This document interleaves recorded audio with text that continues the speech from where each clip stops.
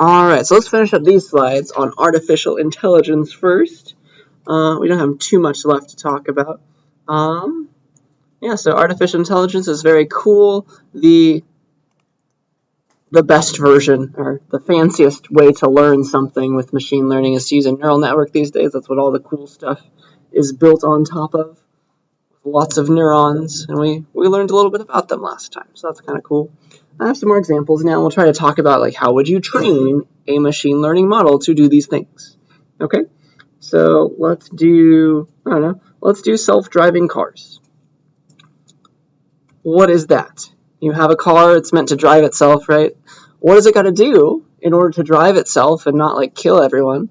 It needs to have some sensors on the top of it or on the sides, and it needs to essentially draw boxes around the things that are important, like other cars, pedestrians. This is what it's got to do, right? It's pretty much just that idea of blink detection all over again. It's like, all right, where are the lights? Show me the lights. That's hard to see, sorry. Let's do green. Where are the lights? There they are. I shouldn't go right now because they're in red. Here's a person. Even if the light is green, I should probably not go still to not hit that person, etc., etc. Here are other cars, plus a pedestrian. And it kind of also needs to notice the lines on the road, right? That's important. So which side am I good to drive on? Which side can I not drive on? Depends on the country, right? So all of those things need to be, you need to process that a lot of times a second inside of a self-driving car. Not to mention, you need to use all that information to steer the car, and like press on the accelerator and all that. So that's what you have to learn, right? So it's beefed up blink detection in a certain way. So you got to figure out like where is the road, where are the other cars. This is all sensing based tasks. Where's the lights? Where are the stop signs? What do I have to obey? It's got to pretend to be a human, right? And then once it has like drawn all the boxes and figured out which side it can be on, then it has to control the steering wheel, the brakes, the accelerator, all those things to actually drive the car. That's the final piece of the puzzle. So what kind of training data would you need? You would essentially need somebody to take a lot of driving videos and draw boxes around the people and the lights, and draw green on the side of the road is okay for you, draw red on the side of the road that's not okay for you. That's the kind of training data you'd have. And then you'd also hook that into like, is the driver currently pressing the accelerator? How are they turning the steering wheel? Stuff like that. So that's how you'd learn it. Does that make enough sense? If you had that kind of data with enough processing power, you could learn how to drive a car with that input. So that's kind of cool to think about. I heard something that, I heard a cool idea, like in the future, it might not make any sense to even own a car since they'd all be self-driving. You wouldn't need your own, since you could just like click an app, click a button on an app and ask a car to come pick you up and then take you somewhere. You don't need your own at that point. So that's kind of interesting to think about. But we're definitely very far still from that future because it's a very hard topic, or it's a hard problem to solve, self-driving. And it's very important for safety, right? We gotta do it right before we let everyone have it. So, for example, here's a silly example.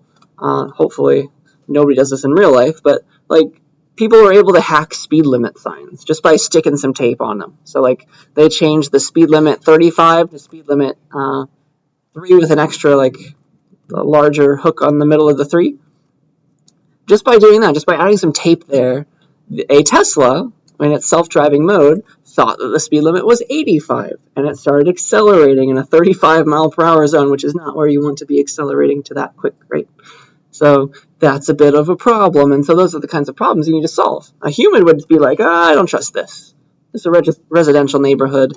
This might look like an 8 to me, but I'm still not going to go fast. So that's what you have to program into a self-driving car, and that's hard. That's kind of cool to think about, or scary, depending on your viewpoints. So there's that. Just stop me at any point. I just have some examples today. If you have a comment.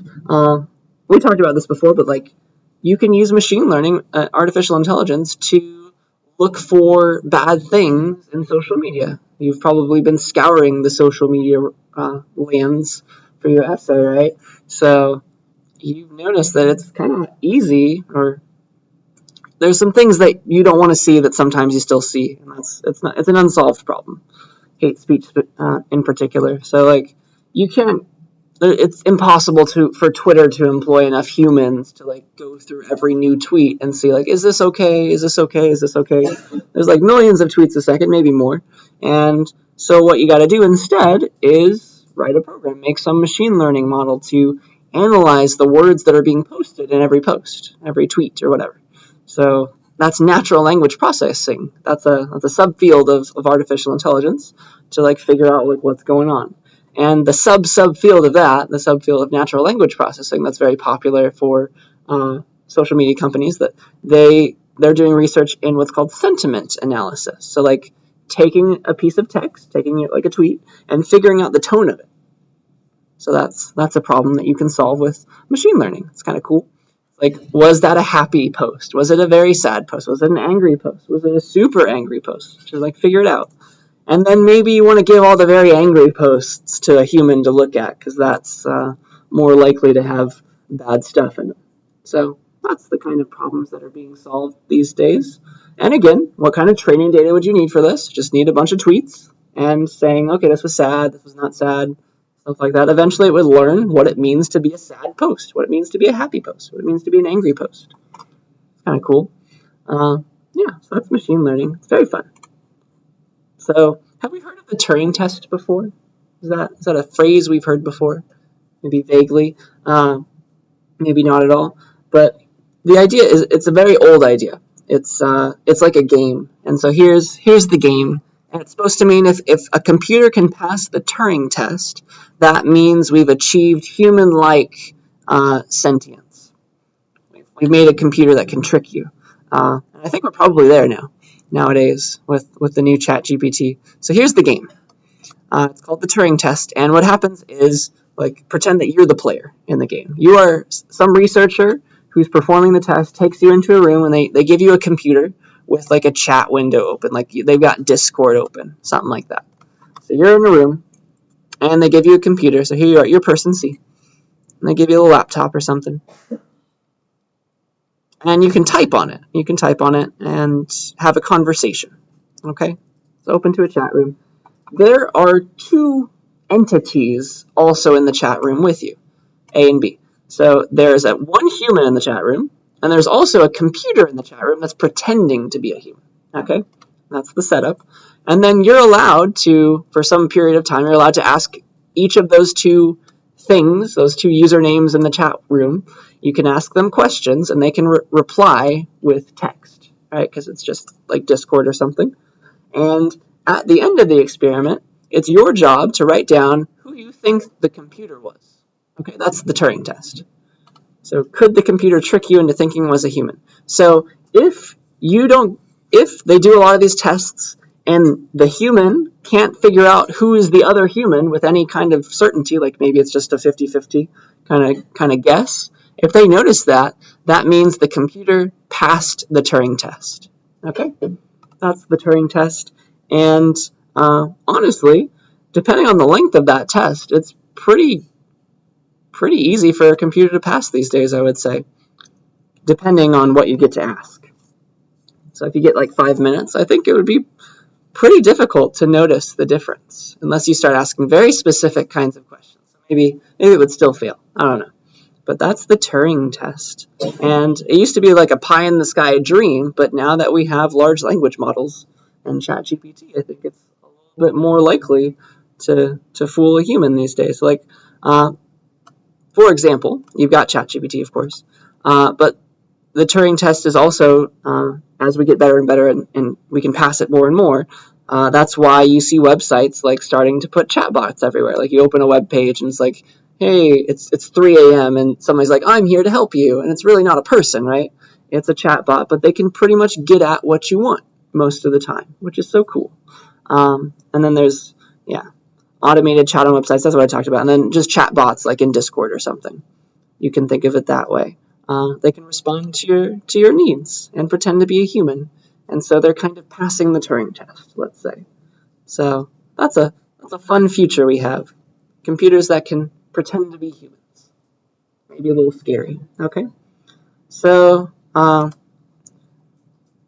few semesters ago, when ChatGPT was not a thing or very popular among non-computer computer scientists. This was like a shocking revelation. This was a shocking slide that I had. It's not very shocking anymore. So like here's some text that was written by a language model. I don't think I have to trick you anymore.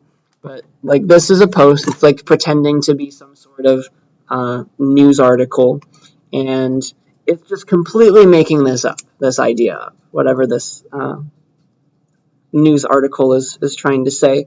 It's completely and utterly made up, but it sounds legit. Yeah, that is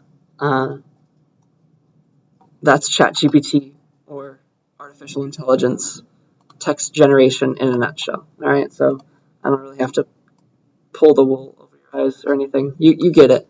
It was made by a computer, so maybe this is not so shocking in this semester, but maybe a few semesters ago it would have shocked you. So you just give it a prompt, right? You know how to play this game. You give ChatGPT a prompt, and it does something for you. Nothing else. And it just like figures this out. And it starts writing. Sometimes it's just going to make stuff up. That's pretty cool. So ChatGPT, I think 3 had 175 billion artificial neurons. So those things that were interconnected that we talked about, that you used on that website, these things that were just shuffling numbers around. The numbers were the data, and eventually it went to like an output neuron. It's got 175 billion of these circles all aligned and connected to each other somehow, and that is allowing it to come up with the next word based on the previous words that it's output so far, or based on the prompt that you gave it. So that's so cool. All right, so you can give it text and it'll do what you ask it to do. And any class that has essays in it, we all are very worried that you're going to use this to write your essays, because if you do it right, it'll be hard to notice that it wasn't written by you. Yeah. So that's the idea. So that's ChatGPT 3 and 4. And have we all used it? Have we all made an account and tried it out? If you haven't, or if it's been a while, go and open it up. Let's do some stuff. Let's do some stuff. Give it a prompt. Let's see what we want. If you would like, there's a place that you don't have to log into. It's called sdk.vercel.ai/prompt. If you would like to go there, I'll open it up. But if you give it something, it will run it in ChatGPT for you without you having to log in or make an account. So if you'd like to go there, you can try it. And then we'll give it a sentence as a prompt, and you can play around with it for a couple minutes.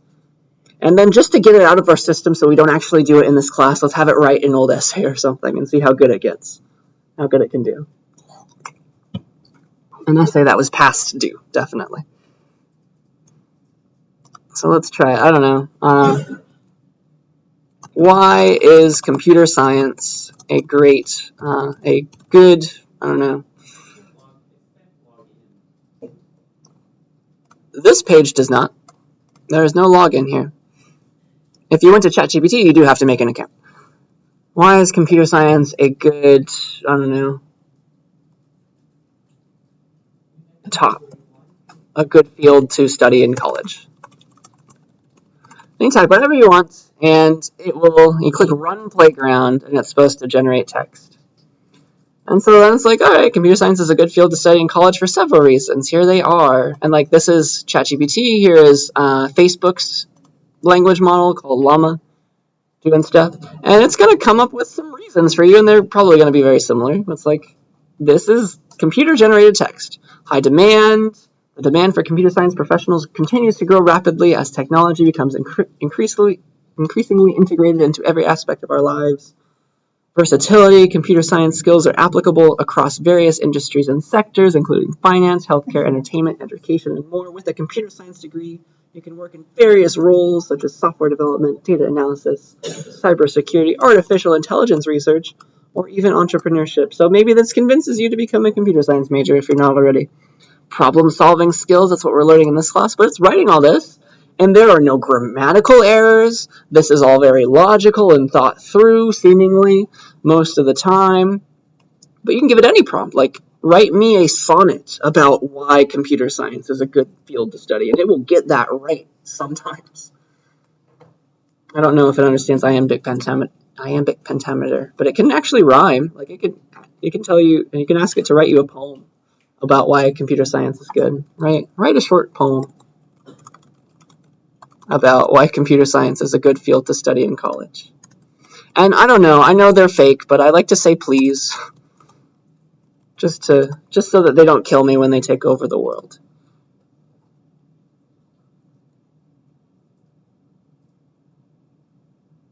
Let's see. Do any of these rhyme?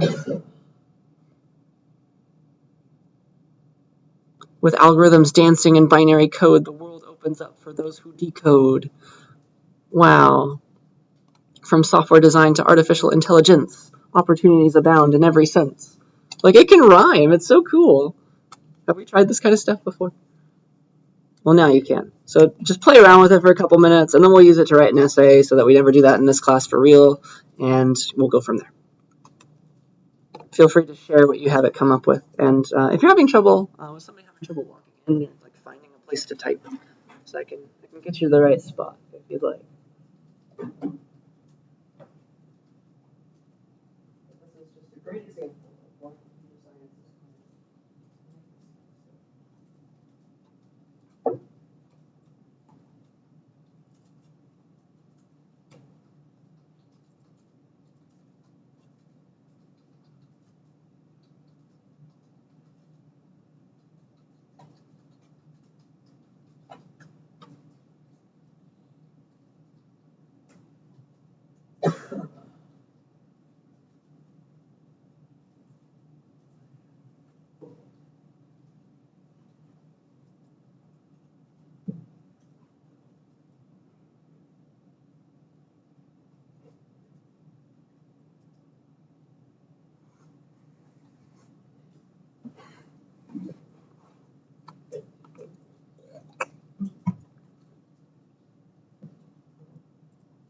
I've heard that it's bad at jokes, though. Like, you can't make a funny joke yet.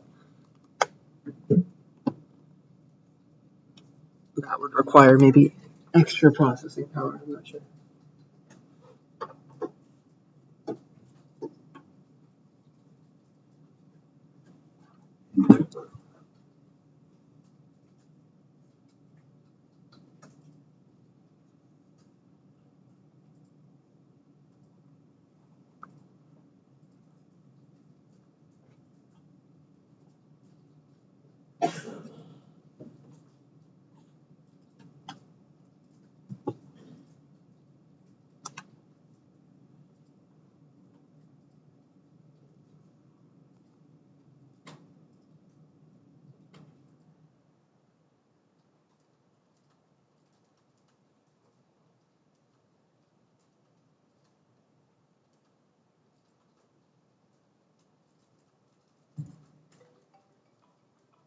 All right, there will of course be plenty more time to play with that now that you know where it is.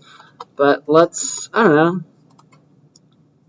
Let's get this out of our system. Let's go find an old essay. Let's see which one. Not the fallacies essay. That's still out. Therac 25. That could be a good one. What's the one before that? Privacy, unlocking funds, Snowden. Yeah, let's have it right. Let's have it do the Therac 25 essay. Let's be like, why? Let's see.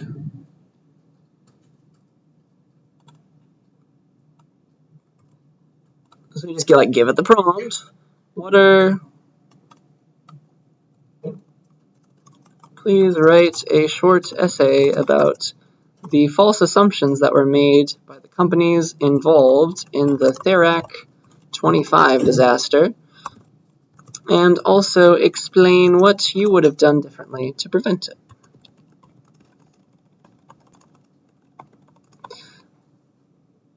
Run.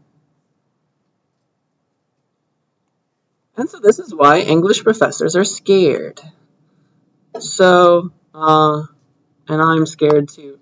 The Therac 25 disaster, which occurred in the 1980s, was a tragic event that resulted in several deaths and injuries due to radiation overdoses during cancer treatments.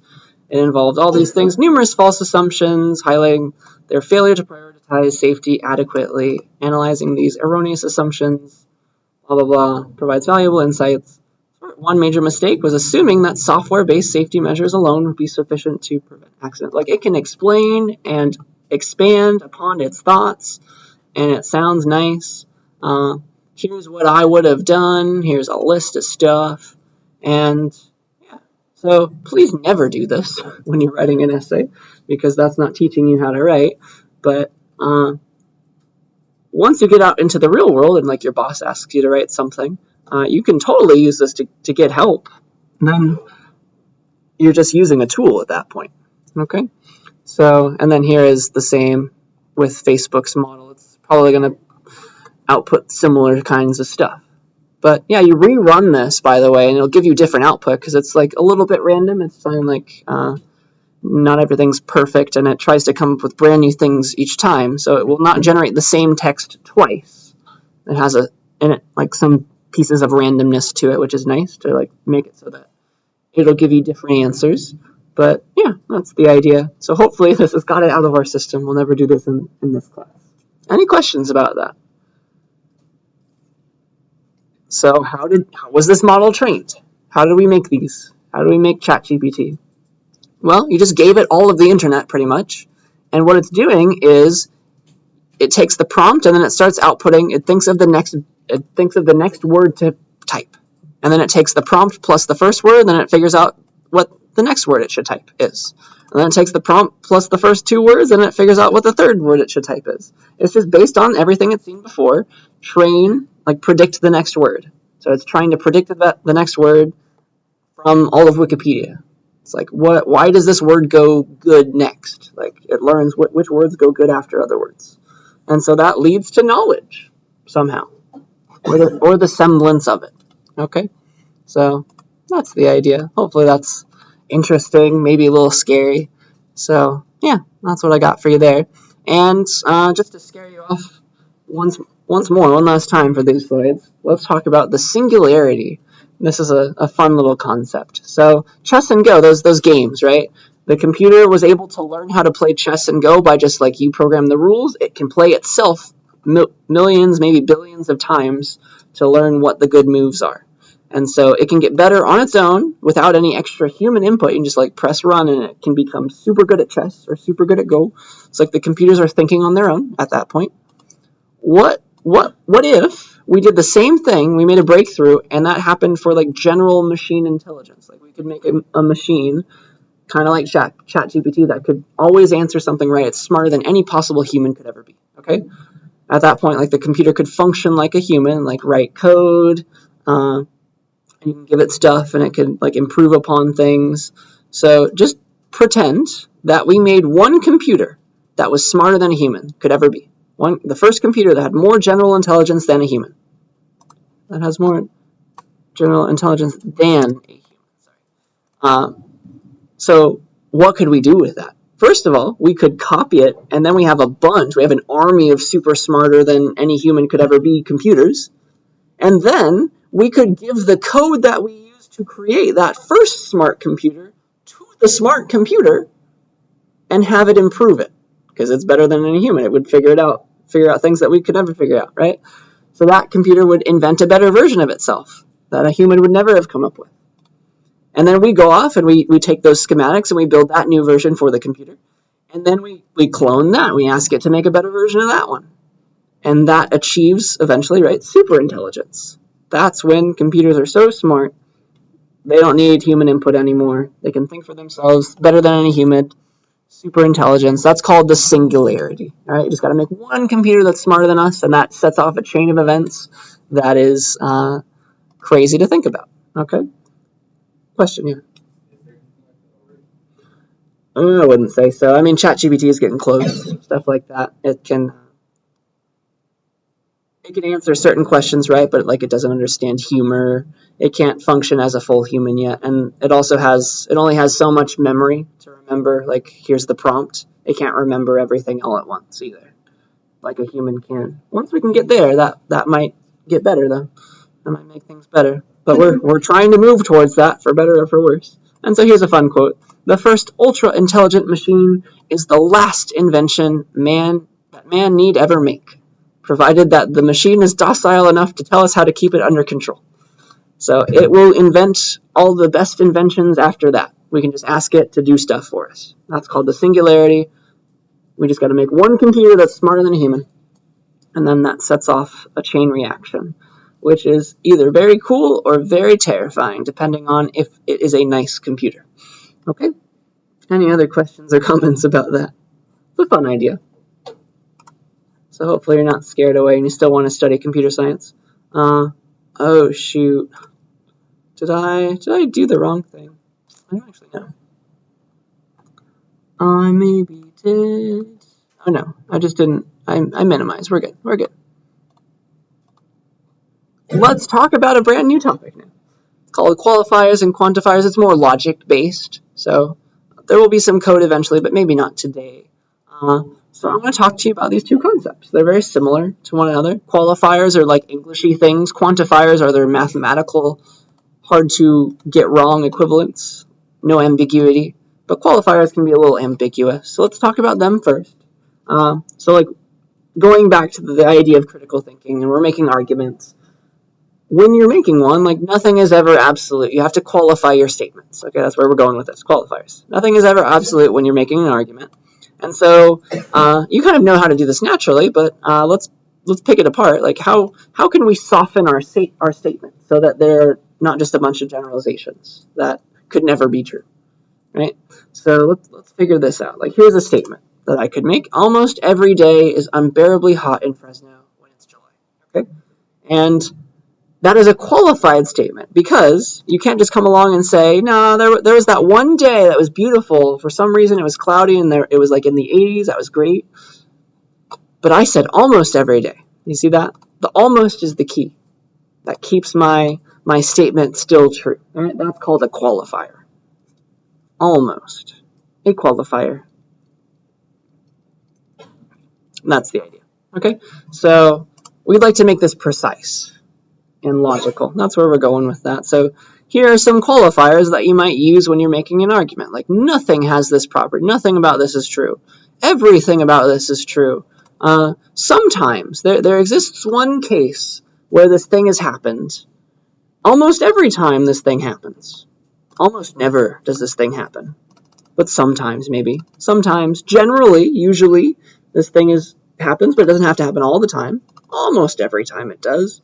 So those are qualifiers. They soften our statement so that we're not saying none or all every time, right? Because then it would probably be incorrect to say those things.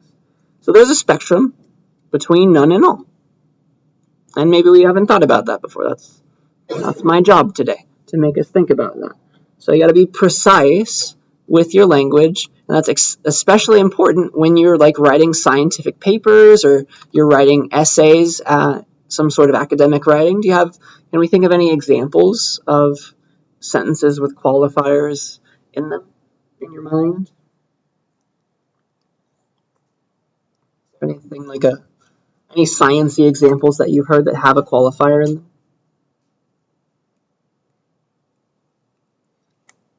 Here's one from a long time ago. Back during the pandemics, there was the phrase, I don't know, saw this somewhere, COVID vaccines, right? COVID vaccines are generally effective, was the phrase I saw. Generally effective at reducing your chance of getting a bad reaction to the virus. It doesn't mean that you won't have a bad reaction. It means that usually you won't. Okay?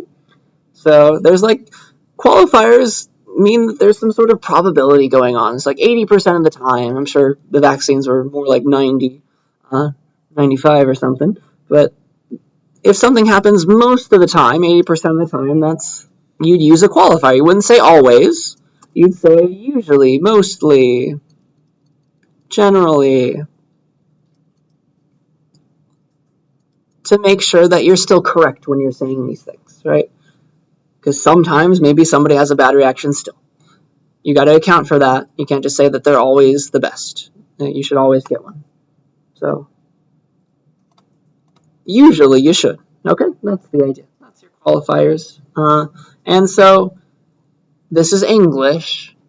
How do we represent this in math so that we can prove something? How do we prove that COVID vaccines are generally effective? Like how would we say that to like a computer and have it trust us? That's where quantifiers come in. This is the logical equivalent. All right, quantifiers, they're part of logic.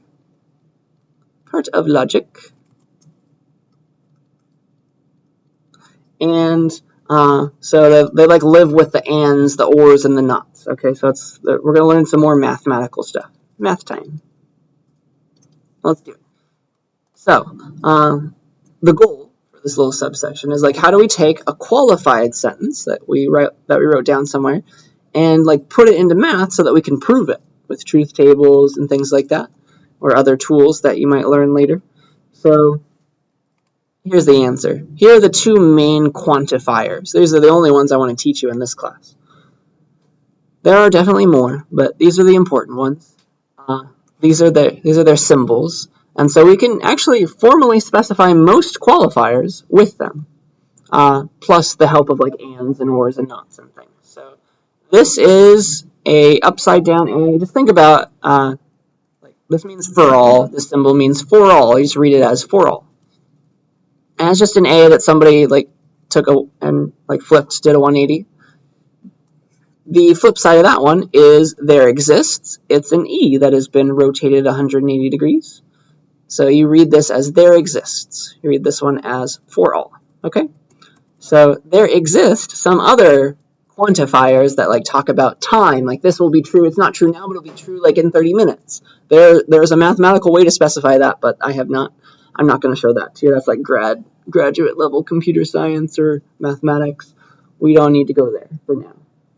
Plus the help of and, or, not, and these, we can talk about most of these qualifiers, which is pretty cool.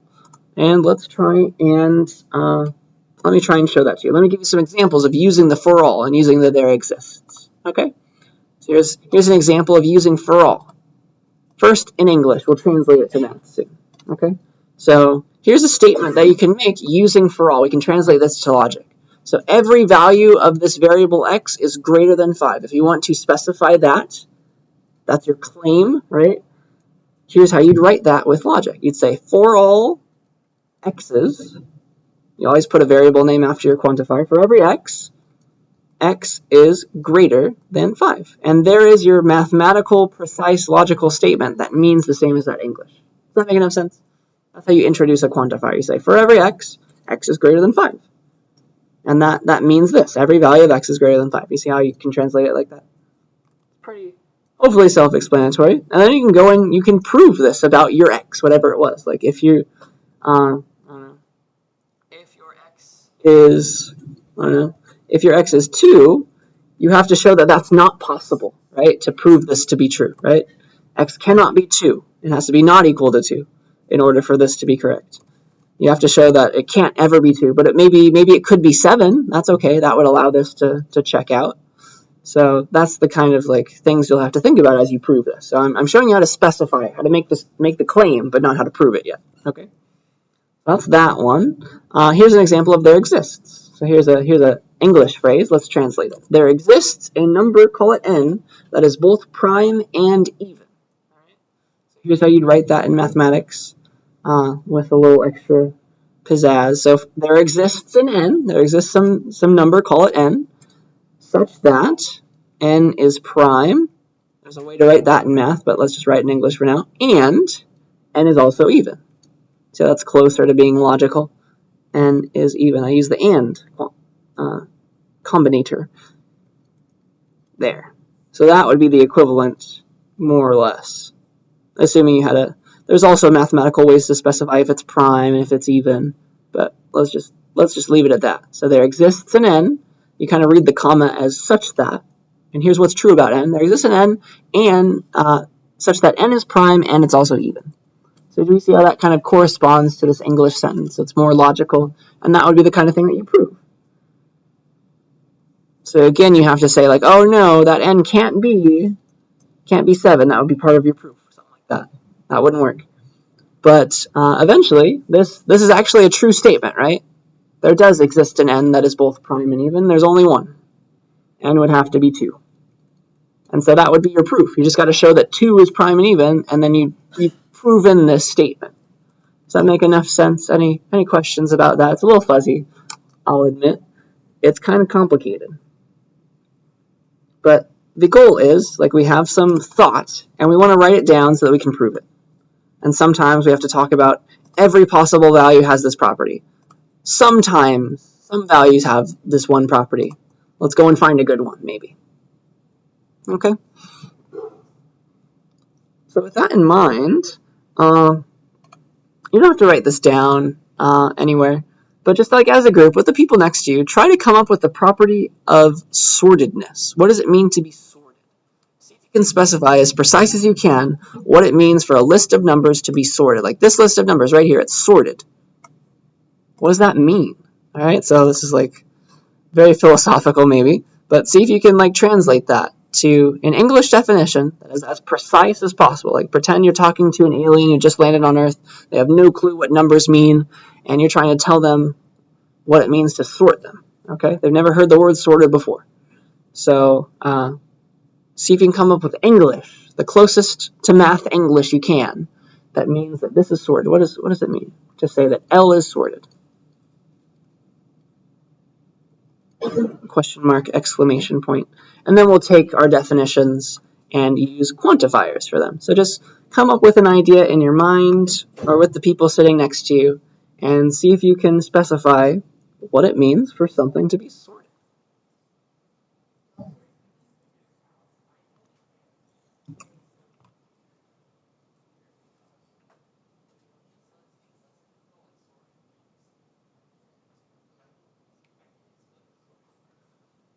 We've never thought about this. It's just like, it's obviously sorted.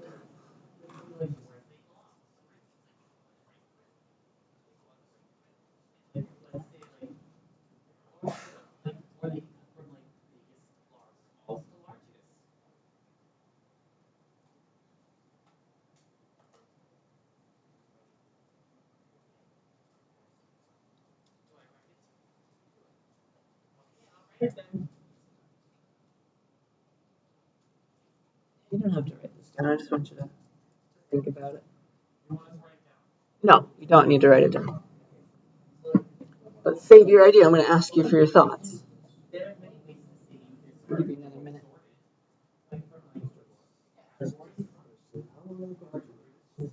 Actually, made it a couple years ago, then I over the summer. So it's brand new code. I don't know the language this time. Oh, thank you. Yeah, I stole that from somewhere else on the internet. I did not make that. Everything else.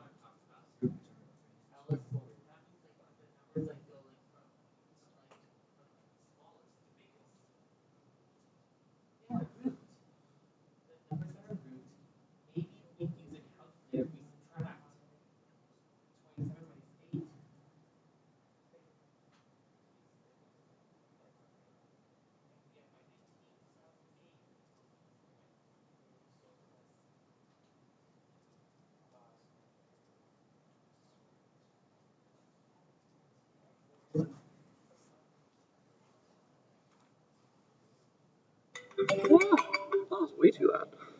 All right. Do any brave souls would you like to share what you came up with? What does it mean to be sorted? I have amnesia. I have forgotten. What does it mean? What's the most precise definition you can give me? Sure.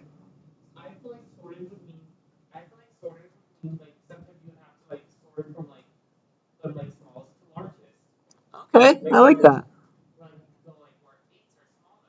Yes.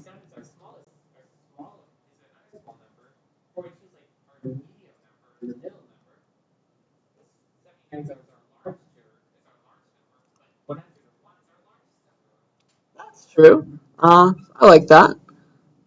Why couldn't I have it this way? Like 42 and 27, that's still kind of small. Why couldn't I have it in this order? There you go. There's something that's true about every number all at once. Any other ideas? Any other thoughts? Anybody else?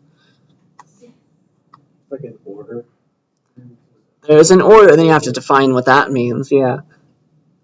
Well, let's think about this. So what does it mean that a list of numbers is sorted? All right. So we can go to code with this. Like, what does this mean? What does it mean that L is sorted? It's just like the numbers go like that. It's just like it's increasing, yeah?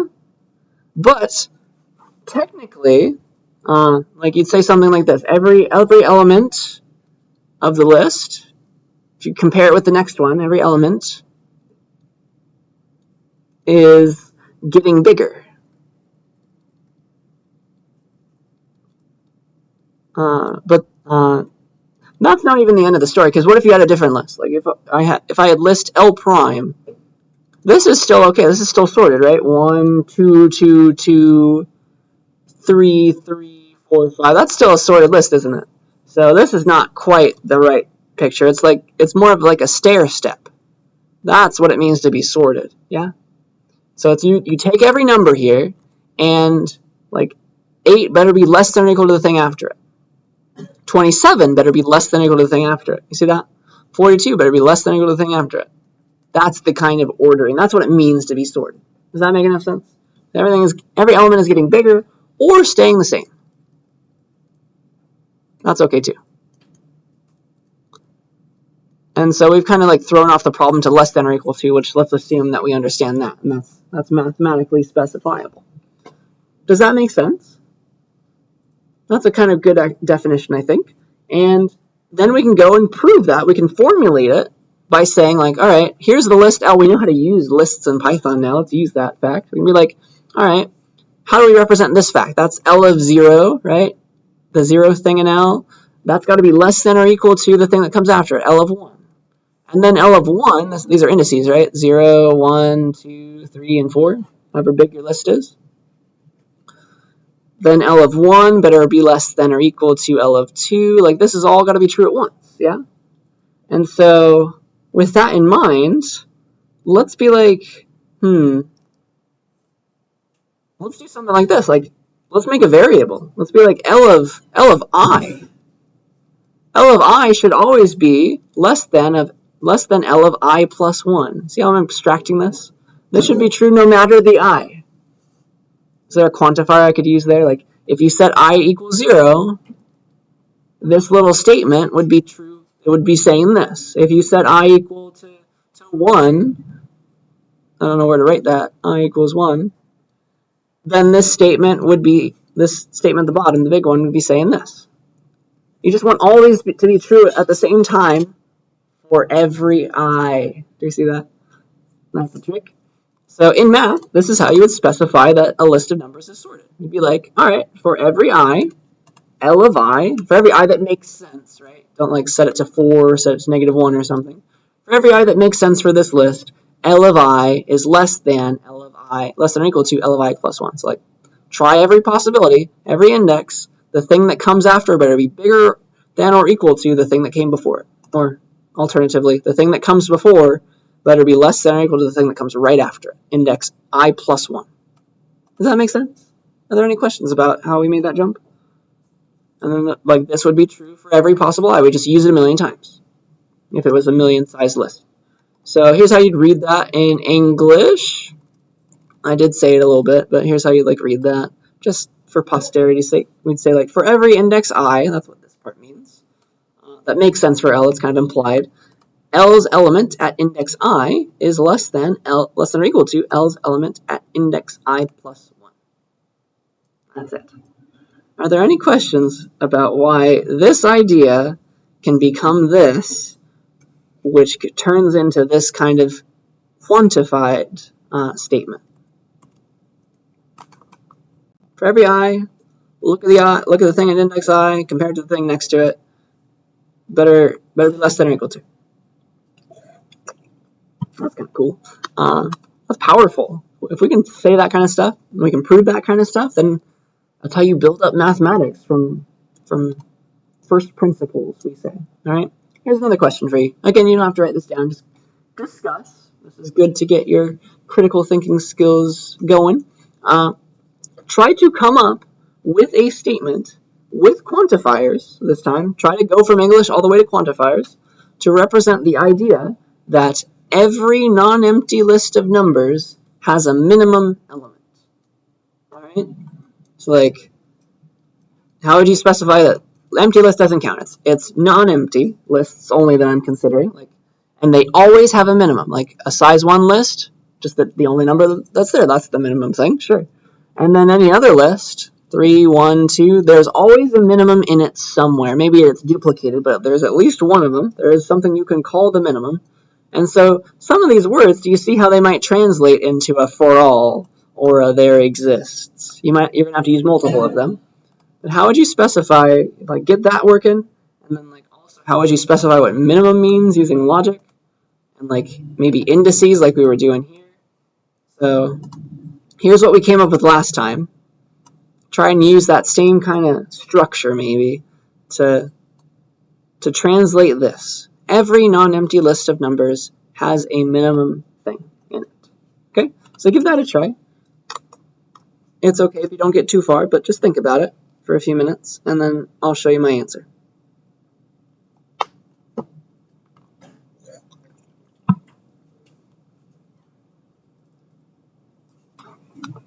But you're starting from this English.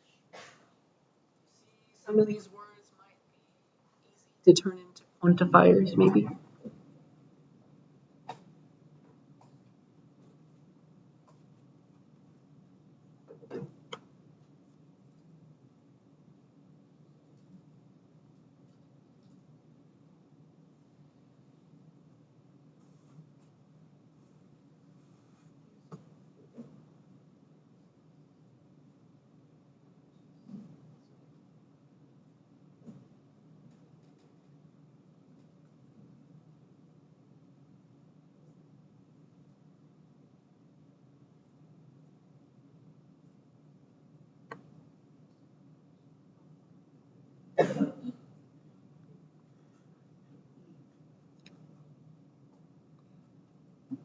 What does it mean to?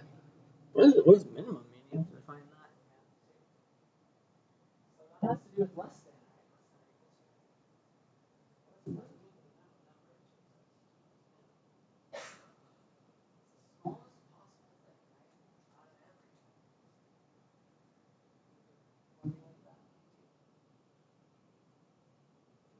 Everybody else in this list, this guy's small.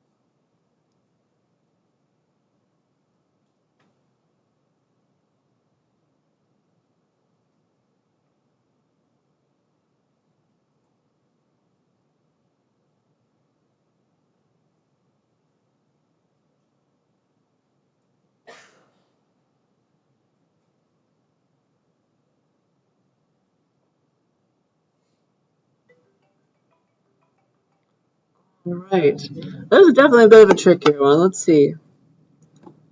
First of all, which words can be replaced with quantifiers? Do we see any that just stand out? That's probably the first thing to notice. Every, yeah. What would every translate into? It would be a for all, yeah. So that's a synonym, right? Every translates into a for all. There's one more I see. Do you see it too? So again, you got to find a synonym for there exists. It's not, I didn't write exactly there exists. But do you see how it's implied by a phrase there? Has, yeah. Inside of every non-empty list of numbers, there exists a minimum. You see that? That's how you'd bring it in. That's the idea. So that you need to add a bare minimum for all another exists in your answer. So let's work on this. It's going to take some thoughts. So step by step, I will move this rectangle down.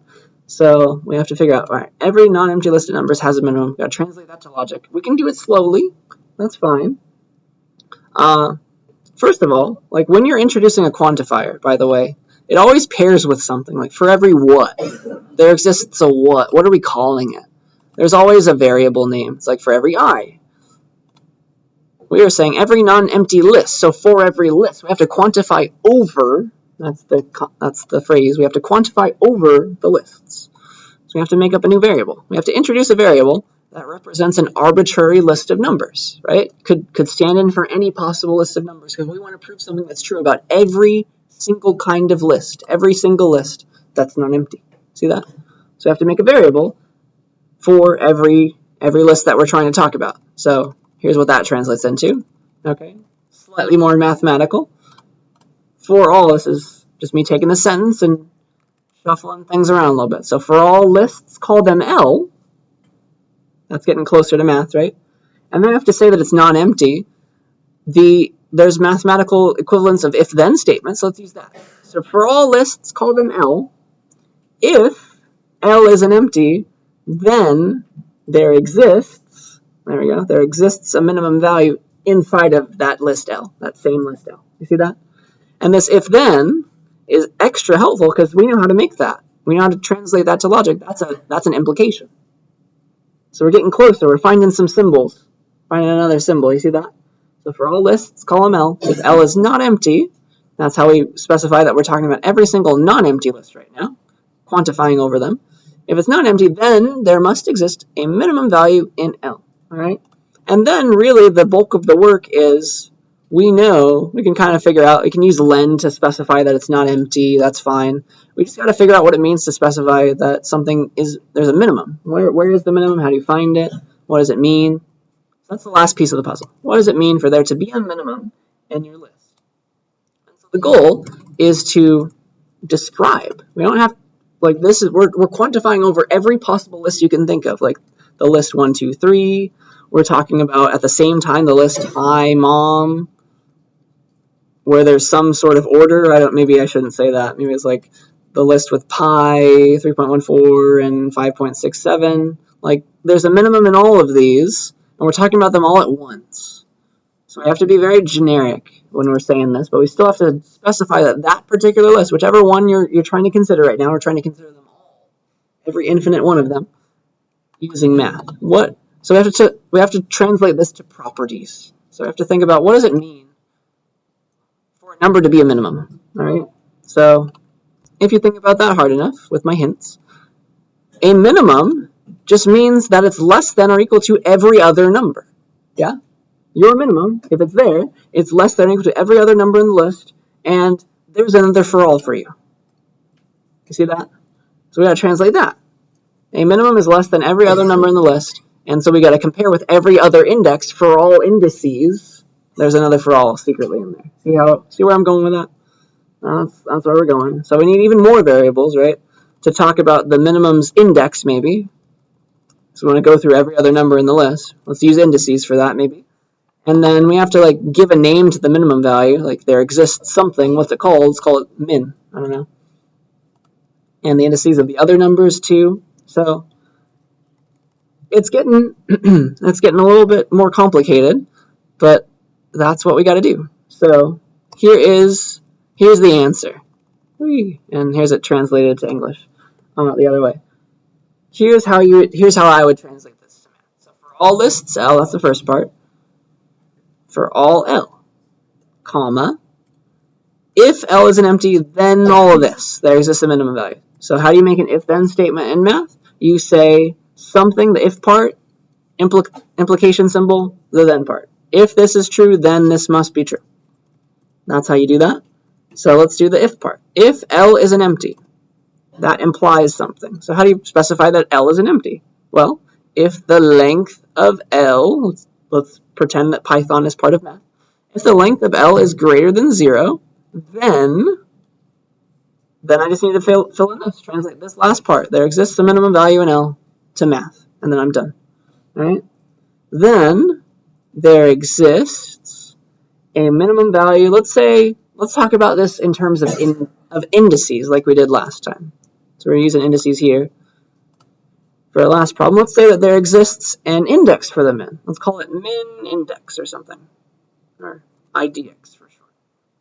There exists a minimum index, and that's where the minimum lives. What's true about it? Well, to be a minimum index, it's less than or equal to every other number in the list. So there exists a minimum index such that for every index, you can even include this one because it's less than or equal to, for every index in this list, if you go into L at the minimum index, it is less than or equal to L at that other index I, and you're trying all of them at once, for all I. Okay? That is it. That is our mathematical specification. It is complicated. I do not expect you to come up with this yourself. But hopefully you kind of see the breadcrumbs of how I got here. Are there any questions about that? Like for every L, for every list L, if it's non-empty, then I want this to be true about it. If it's non-empty, if the length is greater than 0, that's how you'd specify that, then it has a minimum. There exists a minimum index such that for every index that you try in the list, for every other index in the list, or just every index period, L at that particular index is less than or equal to every other thing, because I is being quantified over as every other index in this list. So going back to English from this math, here's how you would read it. Kind of what I was saying. For all lists L, if L's length is greater than 0, then there is an index in L, call it min index, such that for every index I, call it I in L, L of min index is less than or equal to L of I. So we're talking about infinite numbers of things at once, potentially. Infinitely many lists, and every single I that's in that particular list, too. Okay? So if you can prove this, you've proven our statement. And every non-empty list of numbers has a minimum, beyond a shadow of a doubt. Regardless of the list, you've proven it for every one of the infinitely many lists you could even ever think of, which is so cool and powerful, I think. And that's mathematics for you. But it is a little wonky, I will admit. Are there any questions about the process? Does it make a little bit of sense at least? That's all I'm hoping for today at least. Just for it to make a tiny bit of sense. We'll do more later. Alright, if we're good with that, that's where I want to stop. And let us continue with whatever else I need to do today. Let's see. Programming assignment. This one will be due week 14, so I got plenty of time to do it. Lots of time. Here it is. Alright, it's a very involved one. It'll be based on the stuff that I've been programming in class, like last time. So here it is. In Python, I want you to make a program that draws a bunch of random squares and triangles. Ooh, cool. So write a program that uses the turtle module and the random module to do this. I want you to ask the user to enter a number. That's the first step.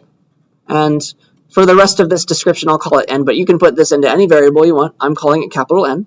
And then I want you to repeatedly do this n times. So you're going to do n times the following in the content and the like all this stuff. And so you'd have a loop that iterates n times doing all this, essentially. All right, n times you're going to draw a random shape. So here's what I want you to do. Following n times, where n was the number that the user gave you, set the color to a random color. I showed you how to do that. There's a huge long list of numbers that the turtle module knows about. Here it is. It's like all of these colors exist, if it ever loads. Aw, really? It's too busy? Oh, man. Well, I'm going to find this for you. Give me a second. Does the HTTP version work? Alright, give me a second. Archive.org. I will replace the link even. This is what I get for relying on links. This. Here's a page that has every color that the turtle module knows about, and I will give you that link, the working link right now. Link options. There. So now you can go there and learn about every single color that it knows about. Here they are, like lime, forest green, so many different kinds of green it knows about. All of these, the turtle module understands. So if you'd like to get very fancy, go for it. But you can just do the ones that I was doing, the colors of the rainbow. So set the color to be a random color. And then I want you to randomly make a choice right now whether or not you're going to draw a square or a triangle. Okay, so the goal is n times you're going to draw either a square or a triangle, and you're going to flip a coin every time it's time for you to draw a new shape. Okay, that's going to be your game. Okay. So when your program runs, that means it should draw some squares, like randomly. Right now it's going to draw a square. You got to draw 5 things. Maybe the first one's a square, the second one's a triangle, then randomly it's a triangle the next time, then a square, then another triangle. It should be random every time it's picking to draw a square or a triangle right now. Is there a question? Okay, yeah. So when it runs, it should draw some squares and some triangles. The order in which it draws and picks, I'm going to draw a square now or I'm going to draw a triangle now, is random. Okay, you're going to flip a coin every round. So the total number of shapes, though, is n. That's what the user gave you. And then I want that to be random. So you're going to give it a random fill color. You're going to give it a random size and location. So pick a random size to draw that square / triangle, and then draw it with the chosen color and size at a randomly chosen location. So important to note that this does not mean every round draw both a square and a triangle. No, I want you to randomly flip a coin to draw. All right now I'll draw the square, or no, the coin was tails, so I'll draw a triangle. Okay, does that make enough sense? So n times, or you got the n from the user, you're going to draw a random shape, and you're going to flip a coin to see which shape it is, and then it's going to be a random color, random size, location, either a square or a triangle. Okay? Yeah. Another question?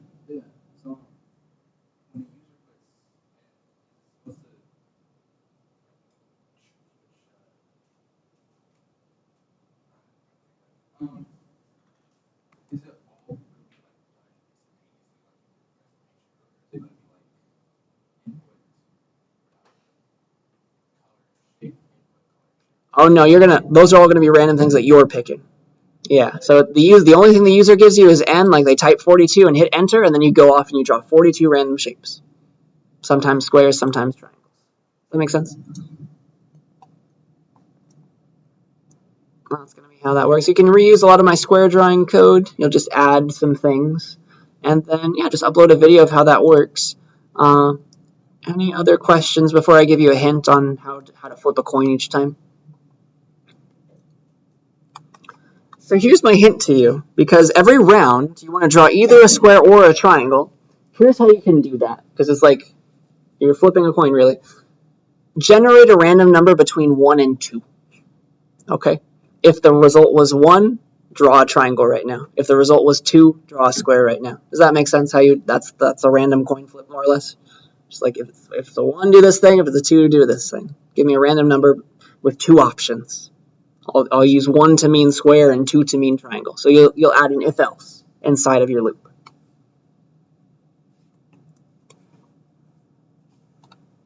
And that is my hint. Any other questions, comments, thoughts? That is going to be your programming assignment. You got plenty of time to do it, 3 weeks, and upload a nice little video where you explain your code and show me it working. And I think that is everything that I wanted to say. So the rest of the time is yours to get started.